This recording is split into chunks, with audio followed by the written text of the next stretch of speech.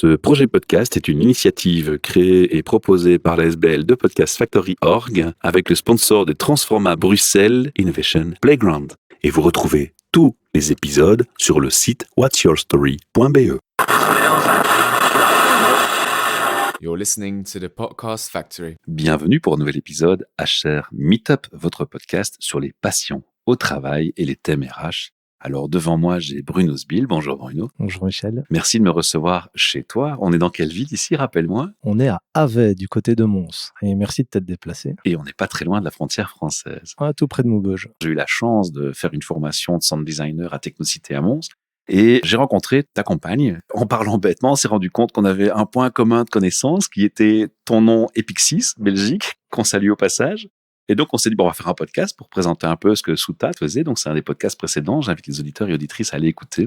Et puis, on s'est dit, on va pas s'arrêter dans si bonne voie, puisqu'on se connaît déjà de nom. On va essayer de se rencontrer, nous deux aussi, et de faire ce podcast. Tu le sais, tu as entendu l'interview de ta compagne au micro chez HR Meetup. On a une question fétiche pour démarrer nos capsules. De ton rêve d'adolescent, Bruno, jusqu'à ce jour, que s'est-il passé? Et puis surtout, le but de la question, c'est de savoir, est-ce que tu es finalement aligné à ce jour avec ton rêve d'adolescent?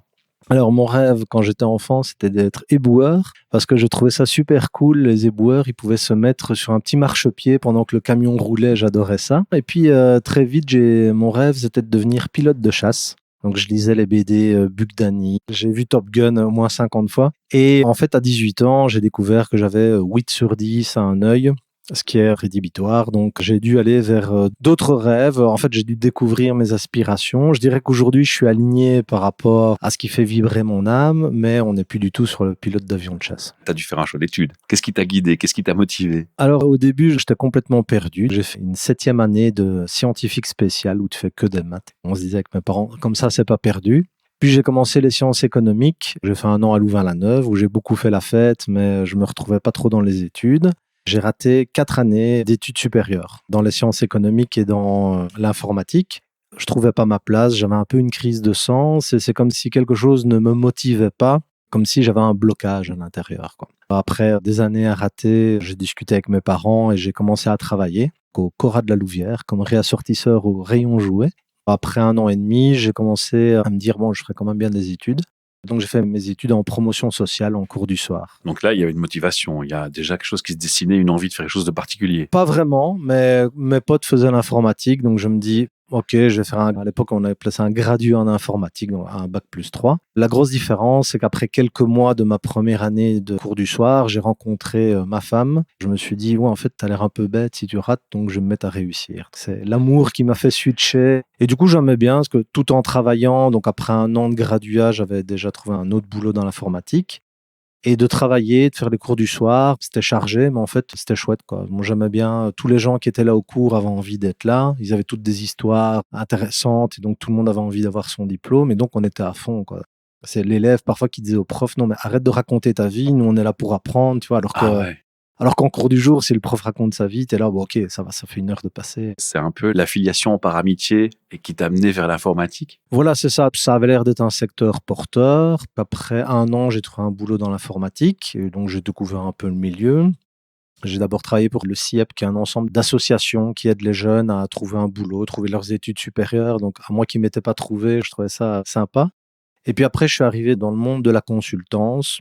La consultance informatique, en gros, tu appartiens à une société qui, entre guillemets, loue tes services à des clients et tu peux aller travailler pour une banque, pour une institution, pour une start-up. Ça, c'est un peu ce qui m'attirait pour le côté pas toujours être dans le même environnement. Et en parallèle de ça, j'ai fait 3 ans de cours du soir, j'ai laissé 1 an et puis j'ai refait une licence en sciences de gestion, ce qu'on appelle un master maintenant, un bac+5 en sciences de gestion. Et là, donc, c'était beaucoup plus large. Ça parlait de marketing, de psychologie, de sociologie, de statistiques, d'économie. Donc, j'aimais bien ce côté, OK, ça t'aide à comprendre le monde dans lequel on évolue, quoi. Ce qui m'impressionne, c'est qu'en fait, d'un départ scolaire difficile, tu as tout récupéré, tu as tout remis à neuf. Oui, c'est ça. En fait, jusqu'à 15 ans, j'étais le parfait élève. À partir de 15 ans, j'ai commencé à me poser des questions de sens ou à quoi bon. Même l'arrivée dans le monde professionnel a été difficile parce que quelque part, on m'avait vendu comme vision de l'avenir, c'est travaille bien à l'école. OK. Puis après, il y aura les études supérieures. Donc, travaille bien aux études supérieures. OK. Mais après, il y aura le monde du travail. Et tu vois, et moi, je voyais ça un peu comme un Eldorado en disant, toutes les pièces du puzzle vont se mettre, etc. Et ça n'a pas été le cas. Quand je suis arrivé dans le monde du travail, même dans le monde de la consultance, alors j'ai peut-être pas eu de chance, mais j'étais sur des projets qui échouaient, des collègues qui voulaient en faire le moins possible, des gens plutôt démotivés. Donc comme les projets échouaient, les clients n'étaient pas contents. Et le plus dur dans tout ça, c'est que j'avais des collègues qui me disaient « T'inquiète, c'est partout pareil ». Wow. Donc je me dis wow, Bonjour le message. 40 ans là-dedans, ça va être la fête. Mais heureusement, il s'est passé quelque chose. Donc, quand j'étais en clientèle à la Commission européenne, donc j'étais développeur d'applications informatiques, j'ai un collègue qui débarque et chose que je n'avais pas encore connue. Il était hyper enthousiaste par rapport à sa boîte, quoi, qui s'appelait Accen, et il parlait de ça tout le temps. Et je me dis, c'est bizarre, un qui se plaint pas, et il me parlait de trucs qui se passaient dans sa boîte. Je me dis, ça a l'air génial.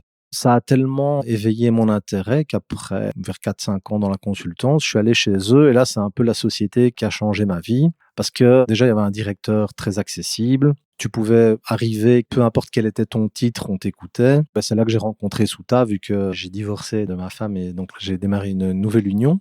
Et donc là, pour te donner un exemple, moi j'avais fait des entretiens, par exemple dans des sociétés où ils disaient « Nous, c'est la collaboration ». Comparé à d'autres cabinets qui s'empressaient de citer et de casser, nous, on est collaboratifs. Donc je faisais mon entretien d'embauche, ok. Et puis on va faire une petite pause à l'entretien. Et puis ceux qui m'interviewaient, j'entendais qu'ils discutaient entre eux et qui cassaient leurs collègues, quoi. Je dis oui. Entre ce qu'on prône et ce qui se fait, voilà, c'est ça. Il y a un gap. Et chez Accen, en fait, un des trucs qui me parlait, c'est que les valeurs étaient vraiment vécues. On avait par exemple une valeur de respect. Et un jour, il y a un client qui est arrivé, qui a très mal parlé à la réceptionniste, donc elle a fini en pleurs. Quelqu'un est allé remonter ça au directeur, et j'oublierai jamais la réaction du directeur. Il a réuni toute la société. Il a dit, ici, on a une valeur de respect, et donc, peu importe qui arrive, que ce soit le plus gros client, ou si vous entendez qu'il parle mal à quelqu'un, quel qu'il soit, vous le recadrez gentiment, poliment, mais fermement, en disant, voilà, on ne parle pas comme ça ici. Comme ça aux gens. Et pas la peine de venir me chercher, vous avez le mandat pour faire ça, quoi. Et là, j'étais là, ah ouais, d'accord. Moi qui venais de société où tu étais plutôt un matricule, ou si tu voulais une formation, il fallait que le client soit d'accord. Enfin, on sentait bien que tu étais là pour enrichir les actionnaires. Là, c'était vraiment... D'ailleurs, quand j'en parlais à mes amis, c'était là, ouais, mais ça a l'air d'être une secte, ou est-ce que tu es obligé de dire ça par rapport à ton contrat? Enfin, en fait, je les comprends, ils ne pouvaient même pas imaginer que ça pouvait être possible, quoi. Ça sortait tellement des normes et de ce qui était connu. Ouais, c'est ça. Et alors, l'effet vertueux que ça allait, c'est que, en fait, ça attirait plein de super personnes, quoi. Ils nous tenaient grâce aux valeurs. Et donc, ouais, t'en as qui disaient, bah, tiens, moi, je vais te donner 100 € de plus par mois. Pourquoi? Pour me retrouver dans une culture d'entreprise qui ne me correspond pas. Que tu as connu avant, avec des soupirs quand tu arrives au bureau, quoi. Voilà, c'est ça. Il y a plein de types d'organisations différentes. Tu vois, on connaît tous le truc plutôt pyramidal et bureaucratique, mais il y a aussi d'autres cultures qui existent, quoi. On était plus ou moins dans quelle période d'année à ce moment où tu étais chez Alten? C'est Accen, mais qui dépendait effectivement d'un groupe qui s'appelait Alten, mais là qui est un gros groupe d'ingénierie. Le directeur avait été demandé de l'argent là-bas pour créer sa boîte, mais sur lequel lui avait le contrôle. Et là, c'était entre 2006 et 2010. Ensuite, est-ce qu'à un moment donné, tu te dis, là, je me sens lié avec ce que j'aime? Déjà chez eux, oui, finalement. Oui, alors là-bas, déjà, je découvre la société évoluait d'un modèle entrepreneurial vers une adhocratie. Les sociétés que j'avais connues avant, ça aurait été, on va former les managers, la direction, leur donner plein d'infos, et je caricature, mais à peine.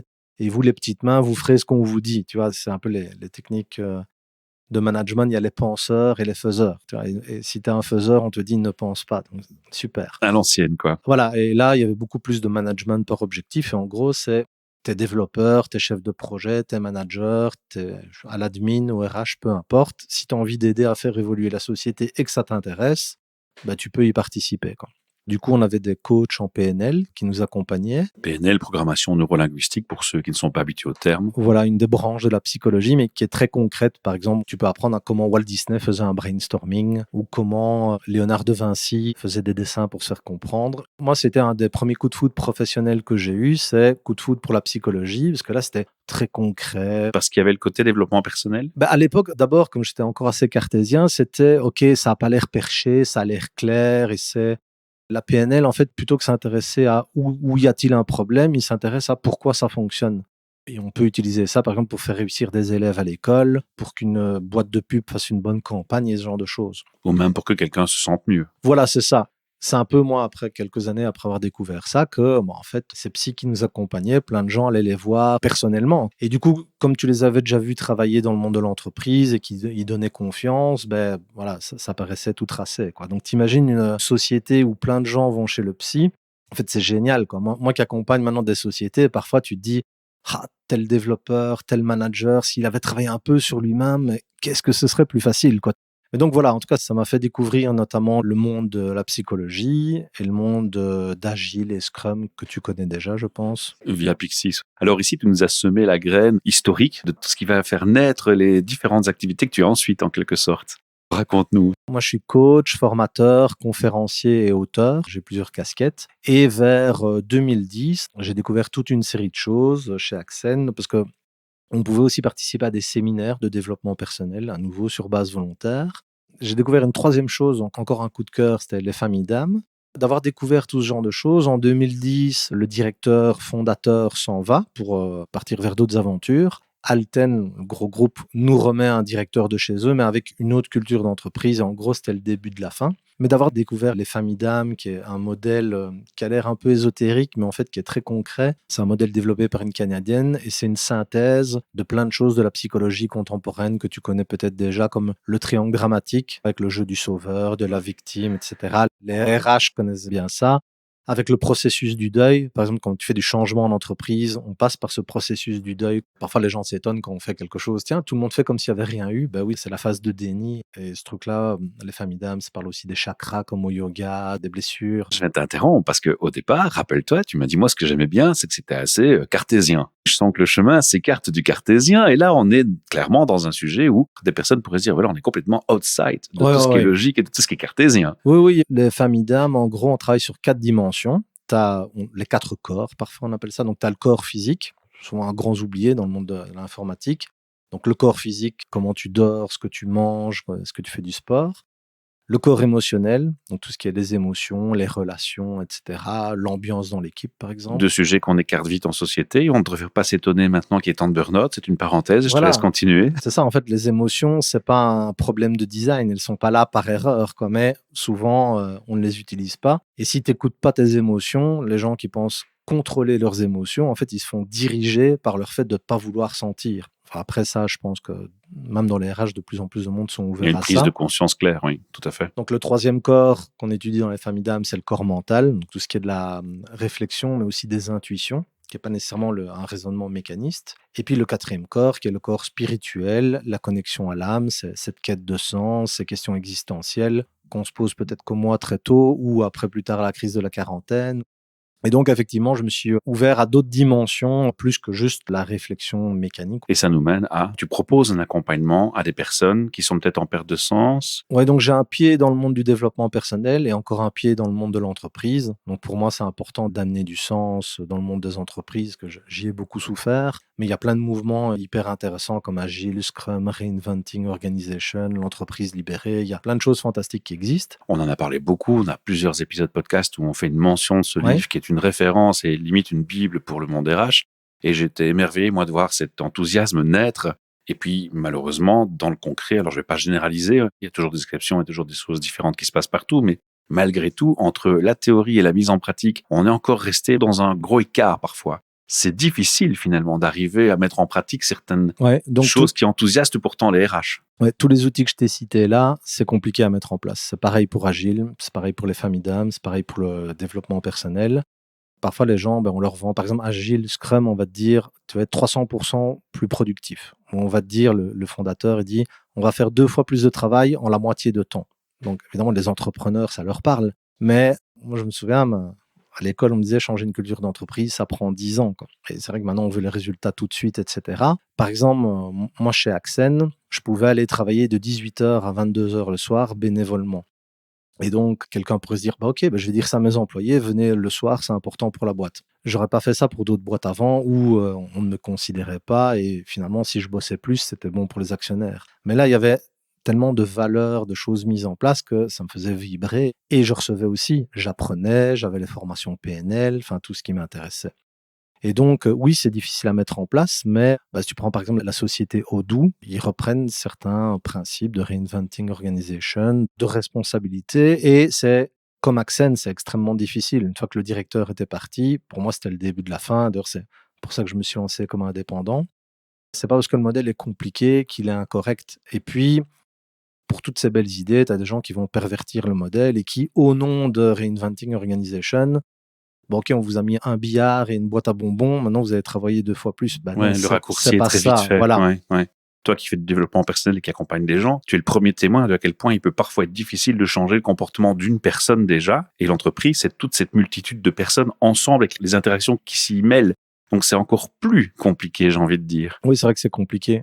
Pour les RH, par exemple, il faut que tous les départements soient alignés dans l'entreprise. Si on a les RH qui font une super campagne d'affichage ou qui font des mugs avec tel slogan, etc., et qu'à côté, il y a un manager qui gère son équipe d'une poigne de fer, tous les efforts RH vont tomber à l'eau parce que, en fait, c'est le leadership par l'exemple. Qu'est-ce que je vis au quotidien? Il y a ce que je dis, ça a 1% d'impact. Il y a ce que je fais, ça a 50% d'impact. Tu vois, un directeur qui ramasse un papier par terre dans le parking a plus d'impact qu'un email sur une green policy, comme quoi c'est important. On est bien d'accord. Ouais. Et ce qui a 100% d'impact, c'est ce que tu penses vraiment intérieurement. J'ai eu la chance d'être consultant toutes mes années difficiles, j'ai vu plein de choses. Et donc, j'ai vu dans des banques des grandes transformations, avant même qu'on parle de transformation agile et de Reinventing Organization. Des gens de la direction venaient pour montrer c'est important.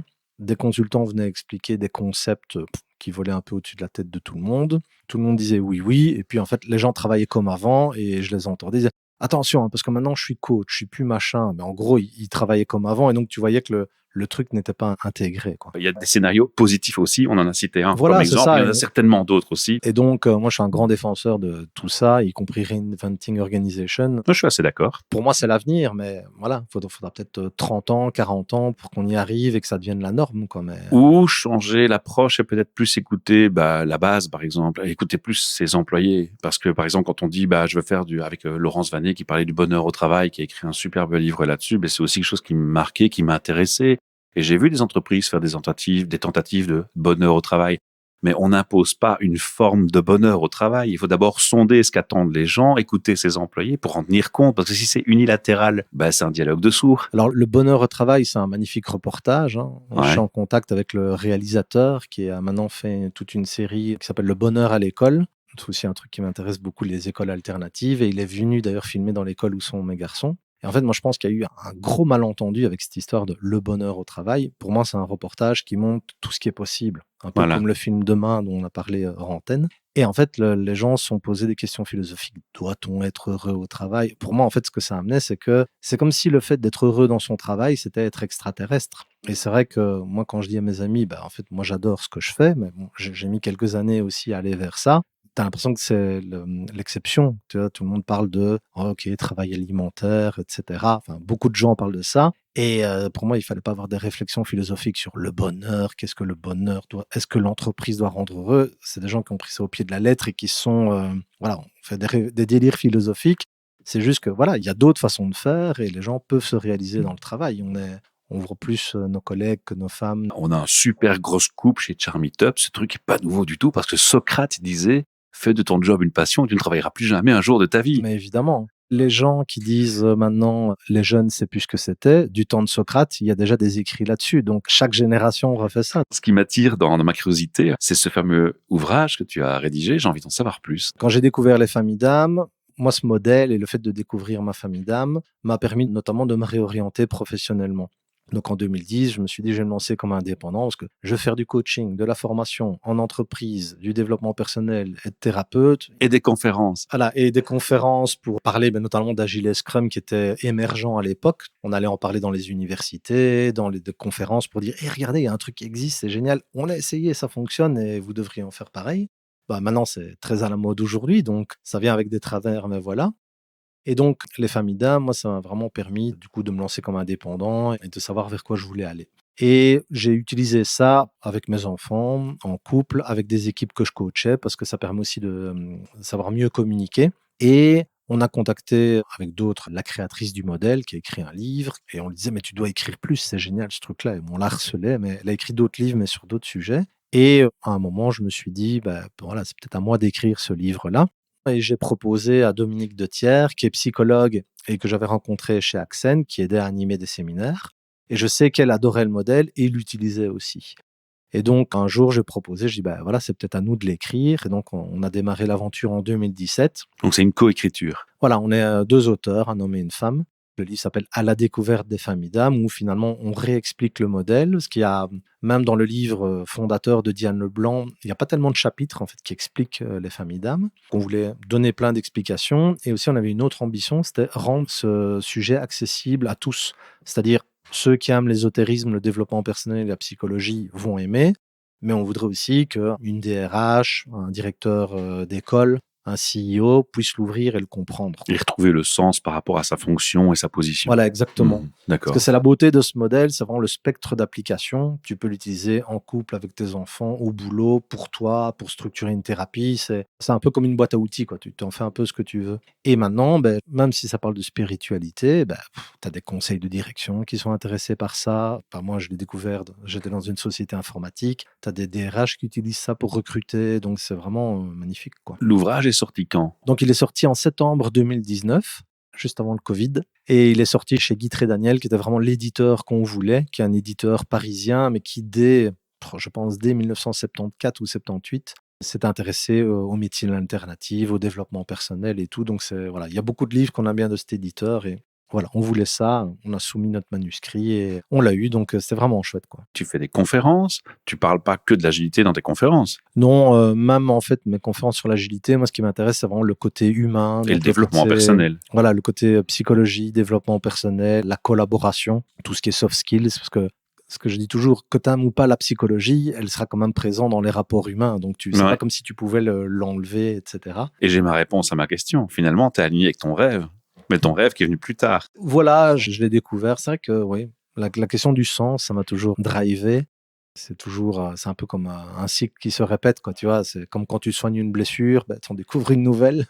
Le chemin est toujours en route, quoi. Mais c'est vrai qu'il y a certains outils que j'ai pu citer dans ce podcast qui m'ont particulièrement aidé, quoi. J'ai entendu que tu es multilingue, donc tu parles en français, mais tu te débrouilles aussi en néerlandais, c'est juste? Quand j'avais 18 ans, j'étais parfait bilingue français-néerlandais. Maintenant, je suis plutôt bilingue anglais. Avec Scrum Agile, j'ai participé à des conférences internationales. En fait, ça qui est chouette, c'est une communauté mondiale. Et donc, c'est vraiment génial d'aller en conférence et tu peux parler avec des Indiens, des Finlandais, des gens de tous les continents, de toutes les cultures. C'est hyper enrichissant, quoi. Tu travailles dans toute la Belgique et même à l'international. Oui, après, maintenant, depuis le Covid, tout le monde est connecté. Donc, les C'est visios, facile, c'est plus que... Avant, un c'est Skype, tu vois, c'était plus un challenge. Par exemple, pour te dire que je m'applique aussi ce que j'enseigne, Reinventing Organization, en fait, Frédéric Laloux, il a fait une série de 120 vidéos qui s'appelle Inside for the Journey, qui en fait, thème par thème, explique comment mettre ça en place. Mais les vidéos sont toutes en anglais, ce qui pour moi n'est pas un problème. Mais par exemple, ayant beaucoup travaillé à Paris, ils sont pas trop anglophiles. Et du coup, d'abord, j'ai traduit une vidéo. Tu vois, YouTube permet de traduire les sous-titres relativement facilement. J'ai contacté Frédéric Laloux et puis je me dis, c'est un peu dommage d'avoir...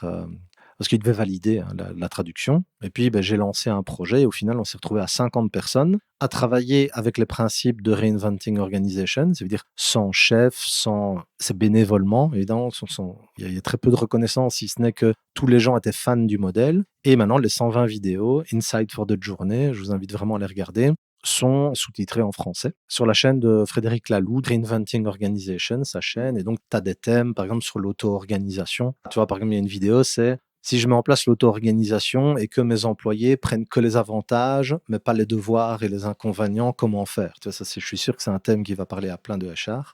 Et voilà, et en fait, on utilisait peu d'outils, on faisait juste un Skype tous les mois pour se maintenir la motivation. Et il y avait des Canadiens, il y avait une francophone qui est en Australie, il y a vraiment des gens de tout pays francophones qui ont aidé à traduire ça, quoi. Donc, comme quoi, ça fonctionne.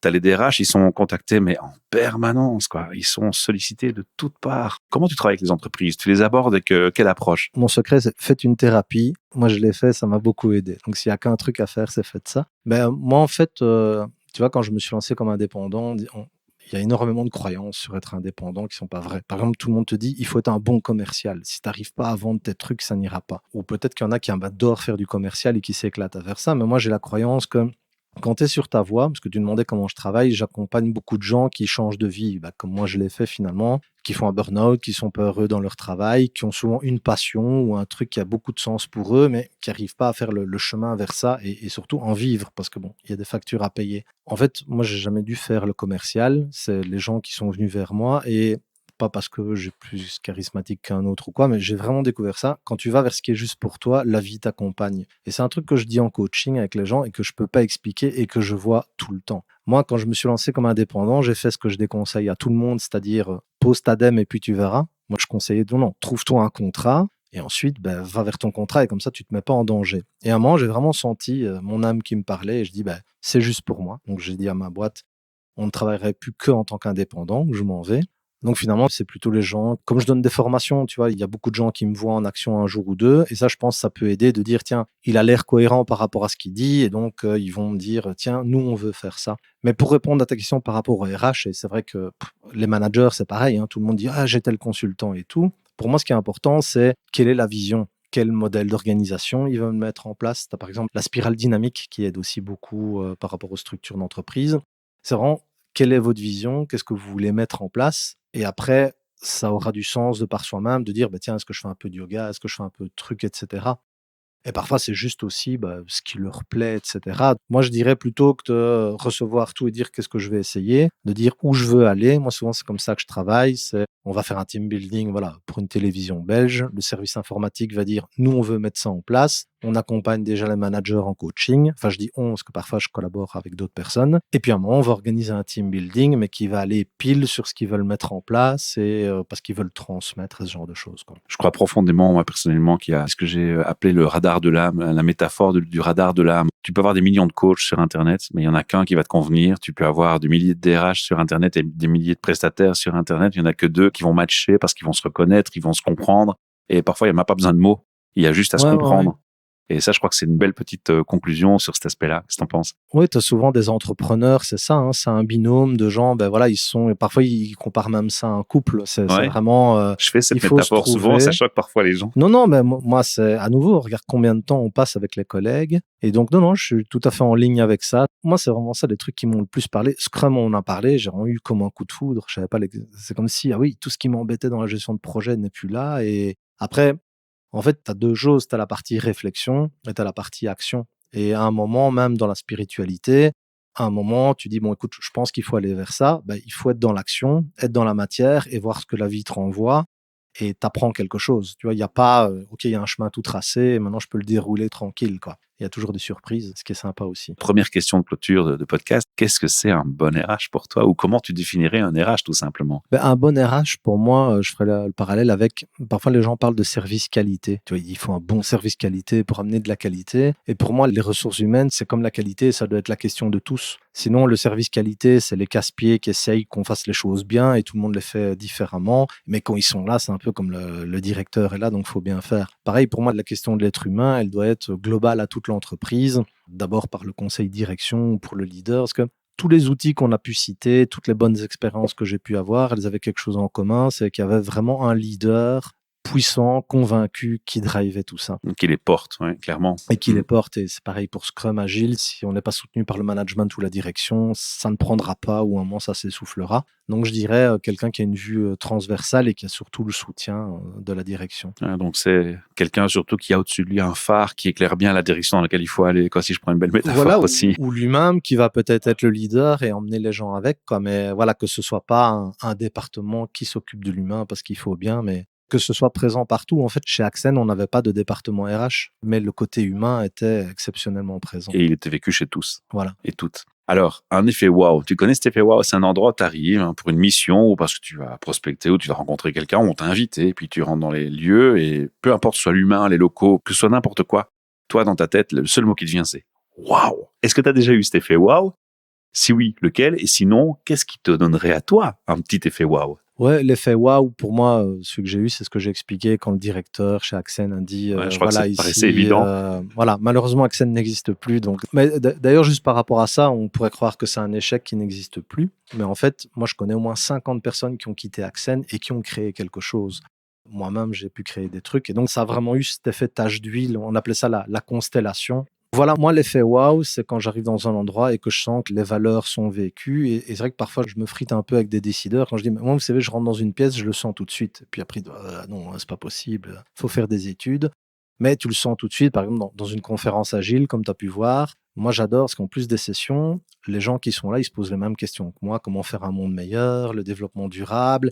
Et c'est pas des postures, enfin, tu sens qu'ils sont vraiment convaincus de ça. D'ailleurs, tu es intervenu à une des journées agiles, je pense. Oui, je suis régulièrement orateur à la Journée Agile, qui est Voilà. une super conférence. On leur fait un clin d'œil tant qu'on y est, hein, c'est des amis. Gros bisous. Norman, Pierre-Emmanuel, si vous nous entendez, Eric aussi de Cosso. Maintenant qu'on a la réponse sur l'effet waouh, on a bien compris. Moi, on le sentait déjà dans ton interview, que le waouh était très clair. Si tu avais un message à passer à tous les DRH et tous les patrons qui nous écoutent, tu aurais envie de leur dire quoi? Alors, j'espère que vous m'écoutez, parce que ça va être important ce qui va suivre. Je vais citer Frédéric Laloux. En fait, une de ses premières vidéos qu'il fait, c'est il dit: si vous n'aimez pas le développement personnel, si vous n'aimez pas aller à l'intérieur de vous, faites pas ce métier. Parce que la seule chose que vous allez pouvoir changer, c'est vous. Et de faire des changements organisationnels, des changements HR, etc., ça va vous chambouler à l'intérieur. Si ça vous chamboule pas à l'intérieur, c'est que vous êtes complètement fermé, les gens vont le sentir et ça va être juste de la façade. Et tout le monde va dire oui, oui, pour avoir une bonne évaluation, mais ça suivra pas. Et donc, soyez prêts à vous changer vous-même, parce que où vous voulez aller,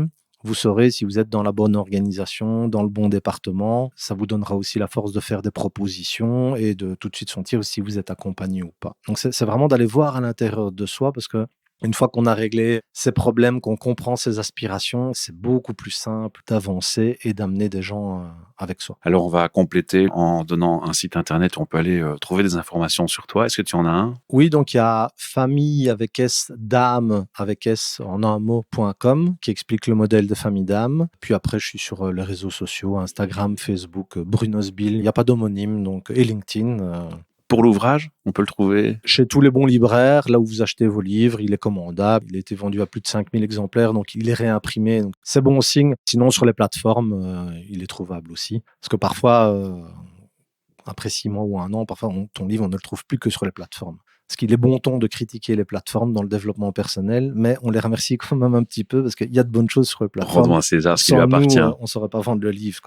J'ai envie de te poser une question subsidiaire. C'est, tu sais, on est en plein changement aussi par rapport au fait que le Web 3 arrive, donc un web décentralisé. On est en train de faire face à des intelligences artificielles qui vont remplacer l'humain. Tu t'imagines, on va perdre tous notre boulot. Je vais te demander ton avis là-dessus. Je sors d'une keynote sur l'intelligence artificielle. Écoute, je suis sorti de là, j'étais démoralisé. Parce que la keynote était top, mais le gars montrait tout ce qui est déjà possible aujourd'hui. Et en fait, il a commencé par dire, tiens, on va faire un petit icebreaker. Et il demande à ChatGPT de trouver des icebreakers. Puis il affine sa recherche. Et j'étais là, moi, avant, pour trouver des icebreakers, j'allais à des conférences à Boston. Tu vois, il y avait une conférence Agile Games. Et là, il te sort des trucs. Donc là, j'étais là, OK. Et de voir tout ce qui est possible maintenant, déjà, je me suis dit, oula, point de vue relation humaine, ça fait peur. Parce que, par exemple, il expliquait que le futur de Tinder, c'est en fait, toi, tu vas coacher ton AI qui va elle-même discuter avec d'autres AI et quand les AI se seront entendues entre elles, alors les gens vont se parler. Puis il montrait aussi des applications militaires en mode « Ah, regardez, c'est génial, le drone, il voit le char et ça envoie un truc automatiquement. » Enfin, tu vois, comme un gamin devant un jeu vidéo. Et puis aussi, il expliquait que ChatGPT, pour 5 questions, il te faut une bouteille d'eau pour refroidir les serveurs. Il y a d'ailleurs une super initiative en Belgique d'Olivier Vergains qui s'appelle Green IT. Moi qui utilise beaucoup de paperboard et de post-it, les gens vont souvent dire « c'est pas bon pour les arbres. » Non, mais attendez, si j'avais eu un projecteur toute la journée, vous m'auriez pas dit ça. Or, l'impact du projecteur est bien plus grand. Voilà. Ça me faisait peur. Et puis, quand je suis allé de salle en salle, je me suis rendu compte qu'en 2023, juste un projecteur qui fonctionne bien, tu vois, on n'y arrive pas encore en 2023. Spécial dédicace à tous ceux qui font des présentations.